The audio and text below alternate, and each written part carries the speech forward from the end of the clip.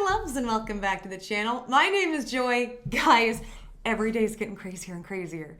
What is going, do you hear me? I sounded like Biden, getting all in your face and whispering all weird.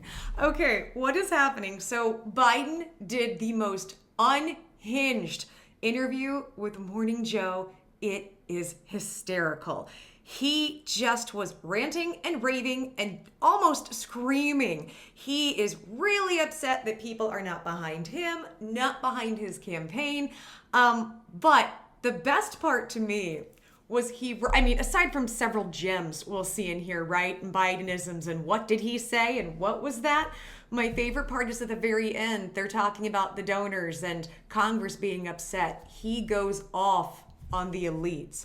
Wait, I thought saying anything about the people that run the world and control the money, those were just horrible right-wing, I don't know if, can I say the word? Starts with a C? Irity? C-O-N, irity? That's just for them, right?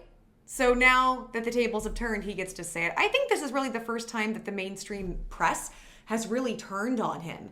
And, you know, for everything they've said and done and put Trump through and manufactured, it's high time. So we're gonna jump into this. And guys, if you like content like this, make sure to subscribe, leave me a comment. By the way, do this with me as you watch. If you see something that I don't, let me know in the comments. So I just love doing this with you guys because I think it's so funny. Also like the video, everything helps.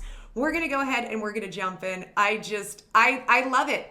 I love Biden. Biden's becoming, as he calls it, more right-wing by the day, which I think is hysterical. Remember, I don't take a side. I think they're all stupid, but common sense says no matter what, Biden should not be there. So let's take a look at this. Now for something a little different, and from inside the White House, we have a special guest. Joining us now, the 46th President of the United States and presumptive Democratic nominee Joe Biden, calling in to Morning Joe right now. Good morning, sir. Hey, Mika, I'm more than presumptive. I'm going to be the Democratic nominee. Okay, well, Mr. President, that leads to the letter that we just received a few minutes ago. And I'm curious, there's a part of it where you talk about the fact that you got 14 million votes, 87% of the vote. It was an open process. You only had 3 people running against you. You have 3,900 delegates.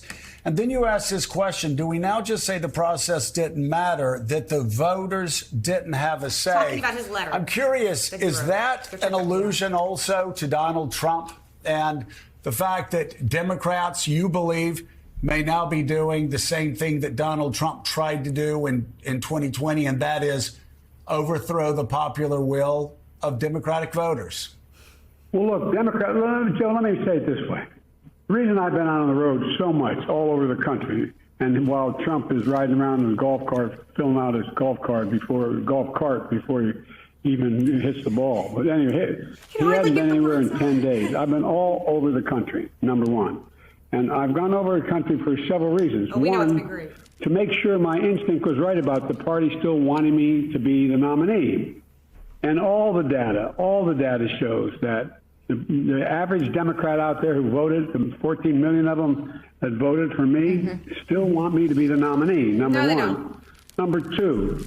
This is also the same man recently that said that he doesn't believe in facts. Now that the facts don't match up with him, in the interview, George Stephanopoulos was calling him out on stuff. He let him know when George was saying, like, these are facts. Well, I don't agree with that. I don't subscribe to that. So only when it's convenient for you, you don't like the facts. However, other people on the other party who don't like the facts, we are all just crazy right-wing people. Okay. I just think this is funny. The idea that Donald Trump has gained in any substantial way, has his argument to why he should be president is anywhere convincing than it was 2 weeks or 3 weeks ago. It's just not there. And we're just starting to focus on Trump. And look, I attended services, spoke to over 600 people at Mount Airy Church of God in Christ in Philly. I stopped by campaign field offices with John Fetterman and Madeline Dean, both strongly supporting me. The president and the first lady, we spoke at a campaign ice cream social for AFSCME, Council 13 in Harrisburg. 40 minutes after we spoke with supporters, stopped by Denim Coffee. I was with the governor of Pennsylvania, who's still strongly supporting me. I mean, so look, and the fact is that this week I'm going to be hosting NATO summit here in D.C. Going to hold a press conference on Thursday. On Wednesday, I met with the national union leaders of the AFL-CIO. On Friday, I traveled to Detroit, Michigan for a campaign event. Just on down the line. And so I'm not getting any of what I was told. I wanted to make sure I was right, that the average voter out there still wanted Joe Biden. And I'm confident they do. And This really makes me sad, because if this is really what he believes, here's the thing. He's got a lot of handlers and yes men around him. Like, look at how Jill came across to him after the debate. Joe, you did so good. You answered every question. Did anybody come out and say Trump did a great job? He answered every question. And she infantilizes him. I think everybody around him does that. They tell him what he wants to hear within reason, because I also think where it comes to whatever advanced stages of whatever it is that's going on with him medically, his brain is going to have a hard time even interpreting information, and he's also going to have a hard time with the emotional control centers, which is why we're seeing more and more emotion, him going off more, him almost seeing like he's sometimes raging more. So the other part is, when he goes out on these event campaigns, when he does all this, everybody's going to be nice to his face. Yeah, they're going to be nice to your face, Joe, 100%. It doesn't mean that's what they actually think. And also, if they're setting up events, maybe they're doing it for their own PR. Maybe they already had this scheduled. Like the people at the church who literally gave him tithing money, said, here's how you put it in. Go put it in for optics. They're being nice to you. But he can't understand that at this point. I don't think he has the capability of understanding any of that or much of anything. Confident, and like I said, the press is with me. I think they've been fairly fair. I haven't read any reporting they did today, but the fact is that, I think they have to acknowledge we had large crowds, enthusiastic crowds, and, and now they're talking about whether I use a prompter. Well, I did it all extemporaneously. The fact of the matter is, I was using prompters too. I don't get that, but at any rate, because Donald doesn't sound like a potato. He's like, well, Donald uses prompters and it's not an issue. Well, number one, majority of Donald's speeches, even if he does use a prompter, he can go off script and not sound like a potato. He knows how to walk off a stage. Like, Joe doesn't seem to understand at all what's happening or his condition. And that's a testament to the people around him, in my opinion. Either that or he's just that far gone. Or it could be both. He's also harping on, I draw in large crowds. He keeps going over this. Trump brings in way bigger crowds than you do. What does that mean? Well, I'm popular. Like, this to me are just arguments that like 6-year-olds would have with one another. Like, well, my dad said my parents have more money. I bring in a bigger crowd. Like, this is just, I go back and forth between laughing and just feeling sad for him. Bottom line here is that we're not going anywhere. I am not going anywhere. I wouldn't be running if I didn't absolutely believe that I am the best candidate to beat Donald Trump in 2024. We had a Democratic nominating process where the voters spoke clearly. I won 14 million of those votes, et cetera. So I not only believe that from the beginning, but I wanted to reassert it and demonstrate that it's true. And I'm going to be doing that all through this week and from here on.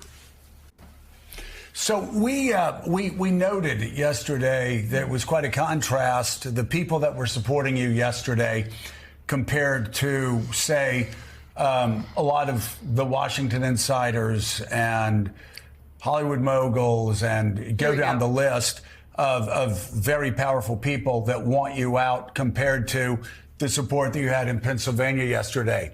That said, there are a lot of people of goodwill who love you, who believe you did a great job in your first term, who are still concerned.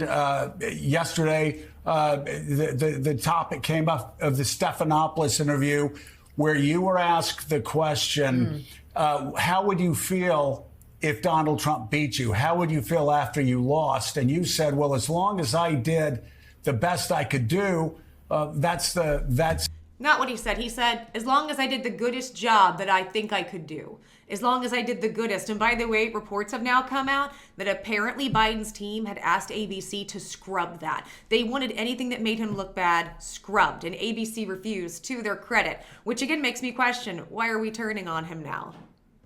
That's the most important thing. That's caused Democrats concern, who believe that losing is not an option. What would you say to those who are concerned by that answer? It's not an option. And I've not lost. I haven't lost. I beat him last time. I'll beat him this time. And this is a guy who, look, we talk about debates. Look at his performance with debates. He lied over, Trump has 50 lies. I mean, look, this is a guy who says 10% of the universe. I want to get into it, but he's just a liar. And he hasn't done a damn thing since the debate. He's been riding around in a golf cart for 10 days, was down in Mar-a-Lago talking with his wealthy friends. That's because Trump is smart. So here's what's happening. He's trying to say, well, Trump isn't even doing anything right now. He's relaxing. I'm the one working for the American people and hard at work.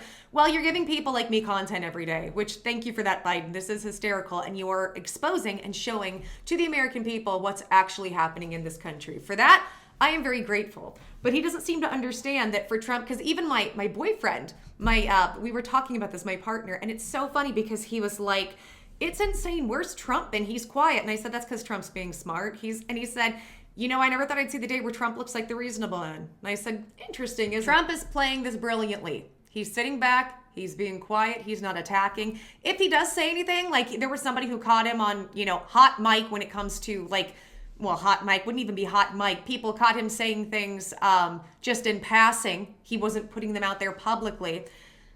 I think he and his team understood how far Joe was, how far gone he was. And the thing is, if Trump comes out attacking and being horrible, he just looks like a bully to a guy who obviously has something physically wrong with him. So he's doing it perfectly. There's a saying, when your enemies are fighting, don't interrupt. He's letting Biden just unravel, and that is his campaign strategy. But Biden is not smart enough to see that. Have you noticed, though, it's like it's the same 5 or 6 points, maybe even 10. He just keeps hammering over and over and over again. What's Trump doing? Trump is letting you lose. He realizes he doesn't have to do anything. This is the thing about business. You have to play, and we always talk about this with business, with law. You have to play the other side, and he's playing you perfectly. Biden's just not smart enough to see it. I want to get into it, but he's just a liar, and he hasn't done a damn thing since the debate. He's been riding around in a golf cart for 10 days, was down in Mar-a-Lago talking with his wealthy friends. I'm not running because of these guys, Joe. I'm running because, and you know me well enough to know this from the very beginning, I ran because I never bought on to the trickle-down economic theory. I never bought into the notion that we have to walk away from the rest of the world and cave to Putin or anybody else. I've never believed any of that. So you put us on I'm confident that's where the American people are. So what I did was I went out and I wanted to make sure that there wasn't any slippage at all. And with the average voter, I don't care what the millionaires think.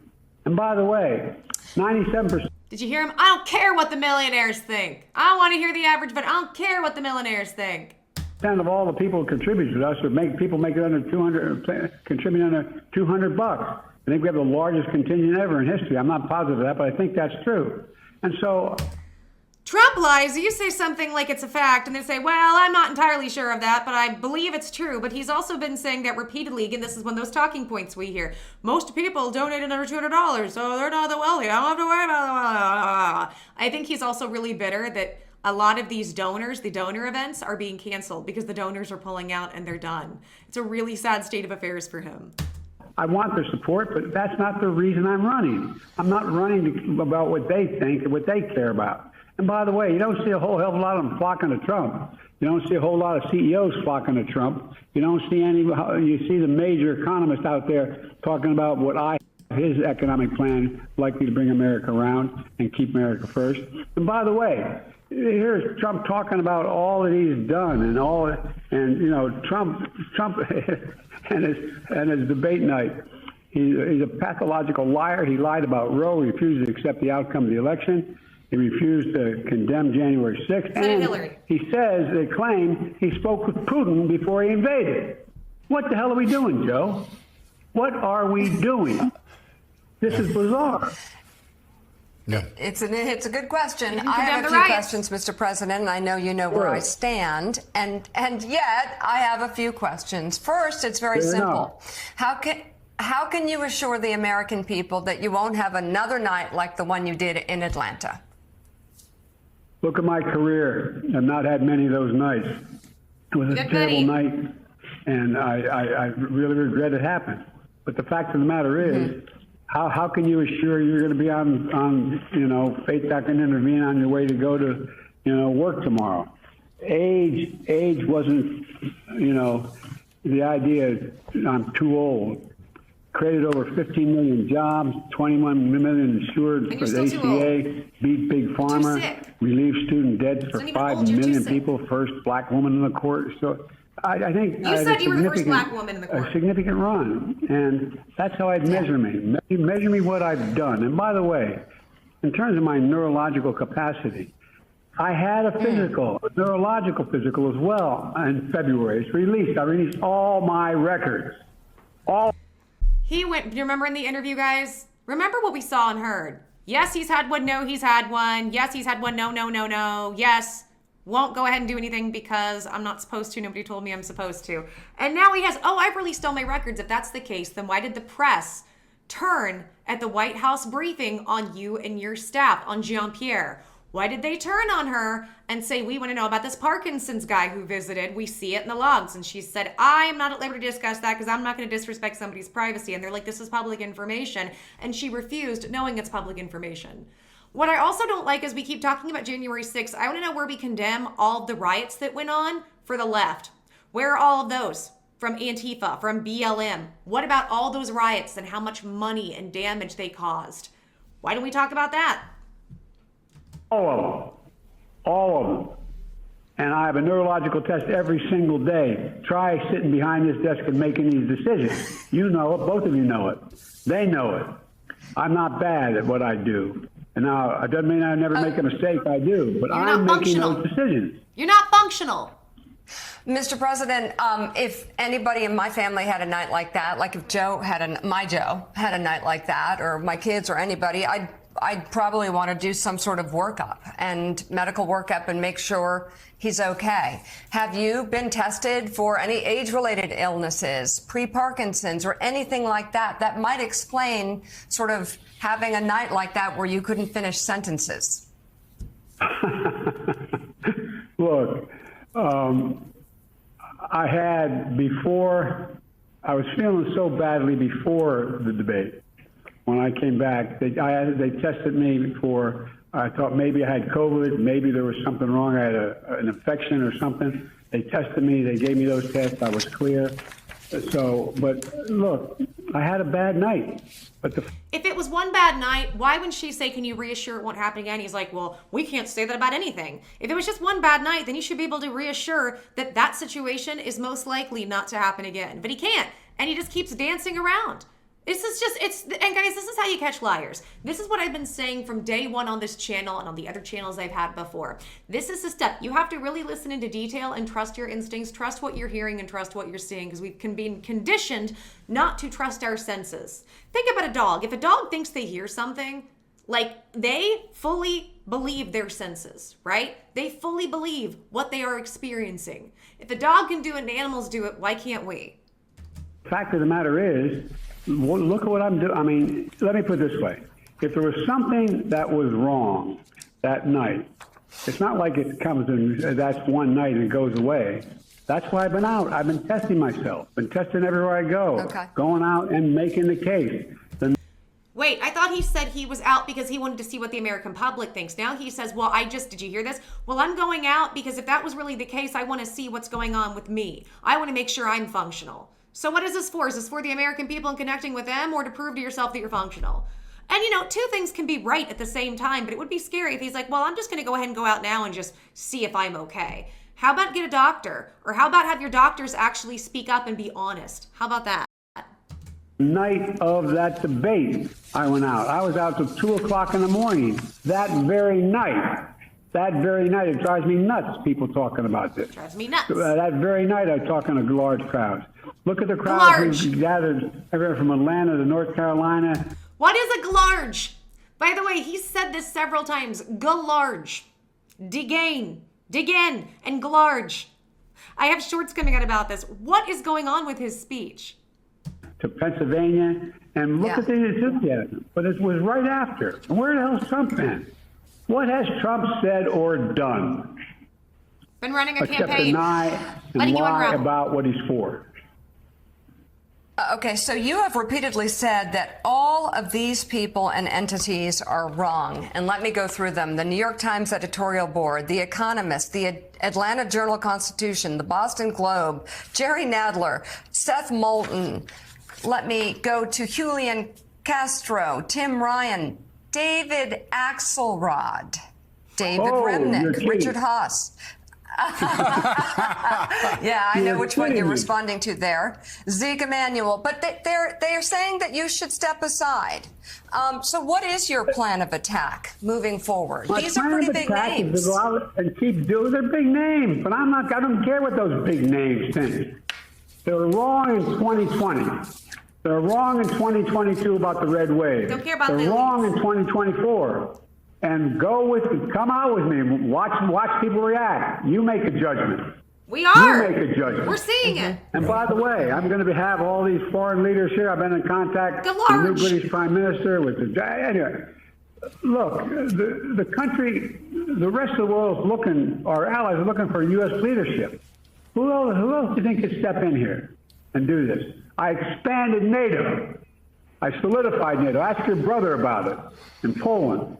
I made sure that we're in a position where we have a coalition of people of the nations around the world to deal with China, with Russia, with everything that's going on in the world. You get us into more wars. We're making real progress. The Biden plan progress of wars. In Israel for the Gaza Strip is something that was adopted by the UN Security Council. Whether it comes to fruition, it's awful close. We'll see. G7's okay. But look. Yep. I'm not going to explain any more about what I should or shouldn't do. I am running. And if you want to stop me, I shouldn't explain myself. I wanted to ask you, it's so interesting. You talked about how, you were supposed to lose in 2020. You won. There's supposed to be a huge wave in 2022. There wasn't. In 2023, Republicans were supposed to win. They didn't. You could say the same thing about France. Le Pen was supposed to win in 2 years ago. She ended up getting crushed. Her party, her far-right nationalist extreme party, was supposed to win yesterday. They ended up getting crushed. I'm curious, what message do you take from the French elections and the British elections? Because we keep hearing about the rise of far-right nationalist extremism in Europe. But I've got to say, it looks like this past week has been the worst week for far-right nationalists between Britain and France. I'm wondering what you say about that and what message you take to NATO allies this week. Look, Joe, let's get something clear about 20 and 24. Not only were they wrong, I said they were wrong beforehand. I said we were going to win and how we're going to win.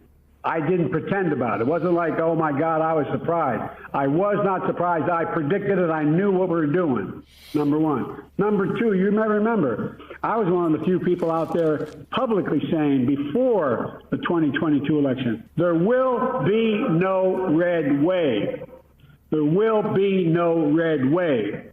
Because I've been all over the country. I didn't believe it at all. And then in 2023, the key elections, I went into those races. Not every one of them, but a lot of them. And I said we were going to win. Look, we won those. So, Joe, it wasn't just that it didn't happen. I was predicting beforehand it would not happen.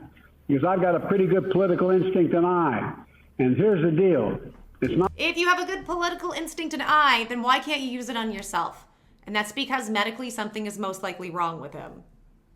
Not going to happen here this time around. The American public is not going to move away from me as an average voter. And again, I'm here for two reasons, pal. One, to rebuild the economy for hardworking middle-class people, give everybody a shot, just a straight shot. Everybody gets a fair chance. Number one. Number two, remember all this talk about how I don't have the black support? Come on, give me a break. Come with me. Watch. We have. I'm getting so frustrated by the elites. Now, I'm not talking about you guys, but about the elites in the party who they know so much more. But if any of these guys don't think I should run against me, go ahead, announce for president. Challenge me at the convention. On challenge me at the convention. Are wrong in France. They're also right. There's no right wave or tide here in America either. By the way, in case you're wondering whether there is one, Have you ever seen Trump run away so fast from what he's for? You know he's going to do it anyway, but he's such a liar. This guy everybody knows what they're planning to do. Everybody knows. And now Everybody says, agrees. No. Isn't that what Trump does? This guy is going to rip away at a woman's right to choose in a permanent way. This guy is going to make sure that he exacts revenge, destroy democracy. This guy is going to give a blank check to the Supreme Court and he's going to use it to pass the 2025 agenda. Extreme danger. This guy's he said he wasn't dangerous. for 2025. But you notice he doesn't speak up for what he really is for. He's all of a sudden realizing, oh my God, nobody's for what I'm for. But anyway, look, and again, think of the things he lied about. He talked about he gave the largest tax cut in history. Yeah, he gave the largest tax cut in history to millionaires and billionaires. Our economy was great with him. That he's going to, those 10% universal tax proposals not going to drive prices higher. Every major economist in the world is saying it's going to drive an average $2,500 per person. Only jobs we created for illegal immigrants and bounce back jobs and bounce back from COVID. Give me a break. That's what he said at the convention. At the debate. Everything he said. He said, he largely fixed COVID. You kidding me? And what happened? Nobody said anything.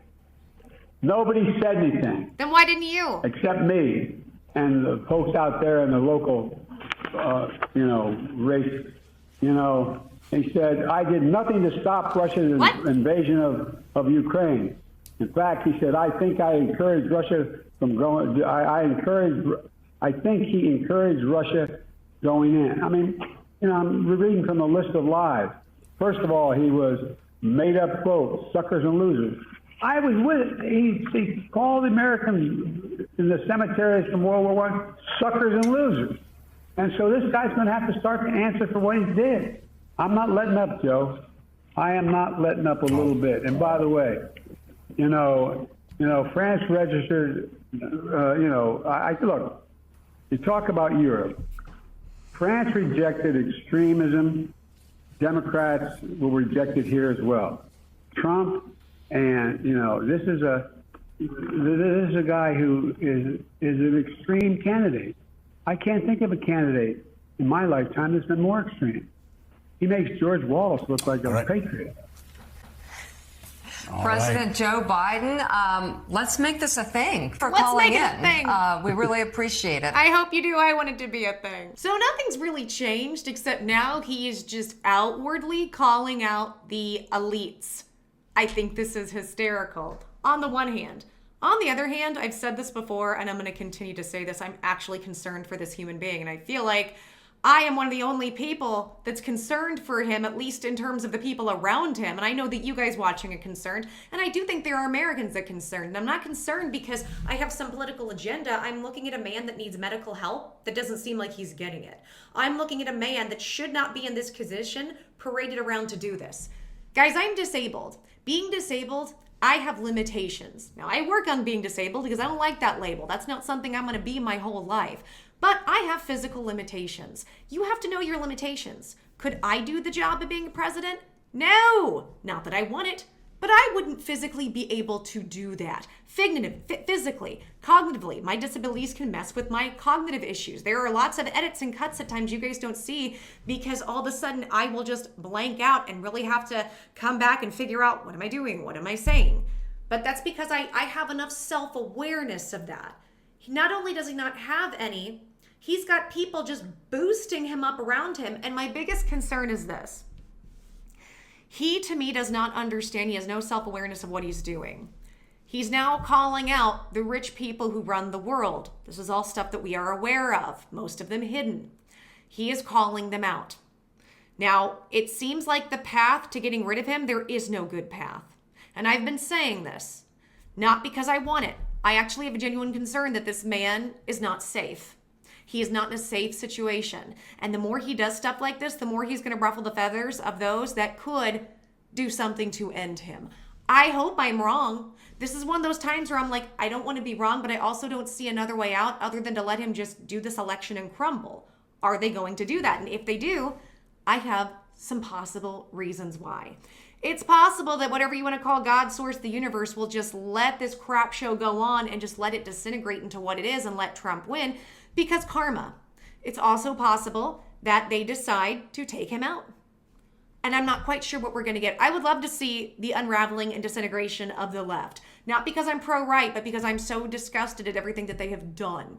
And, you know, the right will do it too. The right will do a big swing, and I won't like them either. When I grew up, people thought I was the biggest crunchy liberal, and now somehow I'm right-winged. No, I'm the same person to an extent. Now I have grown up and I have matured in my views. But my point is, I'm not saying this because I'm for one party or the other. I don't subscribe to fairy tales. But I am looking at the reality of this. I'm looking at this with a critical eye. And I just hope that they can get him help before he makes the wrong people too angry. I feel like all of these articles, a lot of what we're seeing in the press are the elites. And these are shots fired towards him. What is he going to do? What do you guys think of all this? Did you hear things that I didn't? Did you observe things I didn't? Tell me what you think. Tell me your thoughts. Tell me what you saw. Sound off in the comments. If you like content like this, make sure to subscribe. Give me a like. Did you hear me? I did it by next time to subscribe. But at least I have self-awareness and I can tell you when I do. It's not just a bad morning. I routinely say silly things. All right, guys. Until the next video, and there will be more. Take care. I'm giving y'all lots of hugs. Mwah. Kisses. Stay safe, and I'll see you soon. Bye.